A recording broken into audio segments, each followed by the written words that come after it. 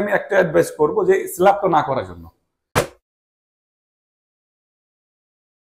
আমি অবস্থান করছি আমাদের এই নতুন প্রজেক্ট মিরপুর সেকশন 9 স্বপ্ননগর 2 নম্বর আবাসিক এরিয়াতে 21 নম্বর বিল্ডিং এ লিফটের 13তে।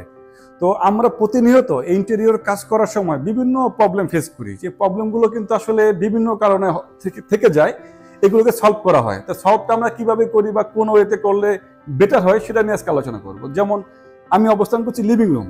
এই লিভিং রুমটাতে টিভির অপোজিট ওয়ালে, যেটা আমরা ওয়াল ক্লিয়ারিং করছি, এই যে প্যানেলিংটা করা আছে দুটা প্যাটার্ন ডিজাইন দিয়ে, এই প্যানেলিংটা একটা যে সাইজ আছে, এই সাইজটাকে যদি আমরা এই পাশে আবার এই সাইজটা চলে আসবে, দেখা যাচ্ছে যে আমাদের 15 ইঞ্চি জায়গাটা এখানে আসে, সুইচটা তাহলে অর্ধেক পড়ে যাচ্ছে।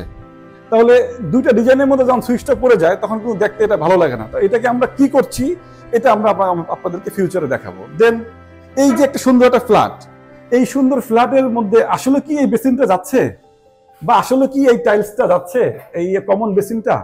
তো এখানে আমরা তাহলে কি করছি, এটা আমরা আপনাদেরকে কাজের মাধ্যমে দেখাতে যাচ্ছি যে এখানে আমরা পরবর্তী প্যাটার্নটা কোনটা যাচ্ছি।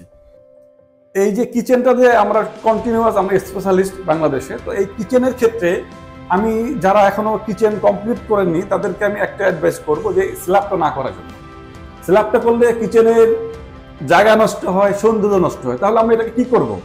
স্ল্যাবটা অনেক বাঁকাও আছে, তাহলে আমরা এই স্ল্যাবটাকে কিভাবে ওমিট করব কাজের মাধ্যমে, সেটা আমরা দেখাতে চাচ্ছি।